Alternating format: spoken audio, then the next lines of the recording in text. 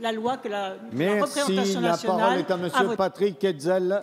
Merci beaucoup, Monsieur le Président. Ma question s'adresse à Monsieur le Premier ministre.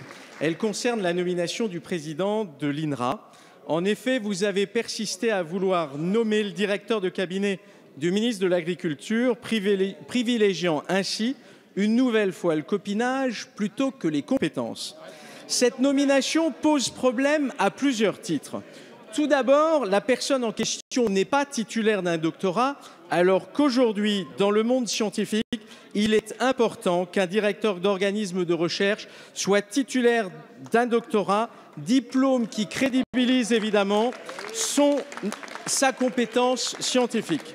De plus, le signal envoyé à la communauté scientifique est détestable.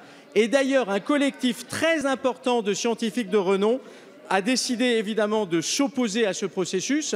Et ce matin même, le président du conseil scientifique de l'INRA, qui est le président de la prestigieuse université Paris-Descartes, Paris 5, vient de démissionner de sa fonction de président du conseil scientifique. Quel mépris pour la science! Mais il y a encore plus grave, une telle nomination est purement et simplement illégale.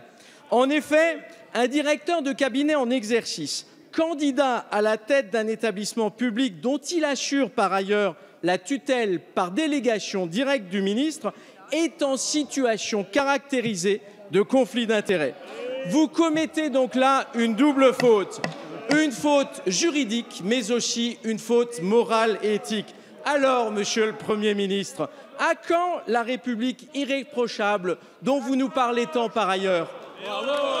Merci. La parole est à Monsieur Stéphane Le Foll, ministre de l'Agriculture, de l'Agroalimentaire et de la Forêt. Monsieur le Président, Monsieur le député. S'il vous plaît, on écoute la réponse. Vous avez... Allez. Monsieur Accoyer, s'il vous plaît. Monsieur Accoyer. Vous avez été président, Monsieur Accoyer. Ne montrez pas du doigt. La réponse. C'est ce qu'on apprend aux petits quand on les éduque.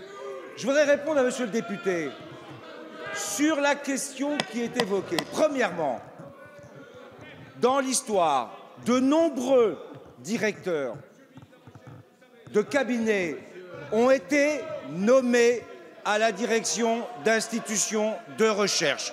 C'est le premier point. Sur la question juridique, il n'y a rien qui justifie l'argument que vous avez évoqué. Un haut fonctionnaire qui a servi pendant 30 ans la fonction publique dans le domaine de l'agriculture a-t-il un conflit d'intérêt à assumer une direction d'un établissement public? C'est faux et c'est un mensonge, c'est un procès que vous faites à un homme qui est totalement injustifié. Deuxièmement, nous avons changé les règles avec la loi Fioraso.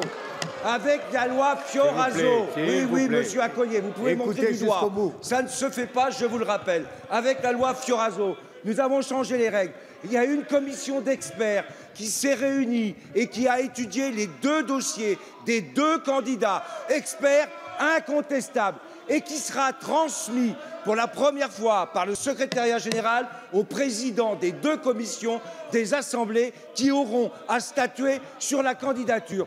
Voilà la transparence, voilà la République irréprochable. C'est peut-être ça qui vous gêne.